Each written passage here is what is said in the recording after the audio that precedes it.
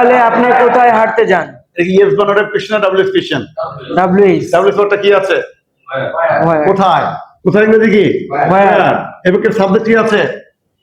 আপনি আপনি আপনি ইংরেজি কি হবে? ইউ। You. আর এবারে ভার্ব কি আছে বলেন তো? যান। যান। তাহলে ইংরেজি কি বলেন তো? গো। Go.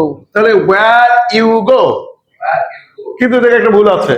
যত জায়গায় গো আছে এই জায়গায় আমাদের বোঝানোর জন্য কি হবে? আমাদের অক্সিলারি বানাবো। কি হবে? ডু।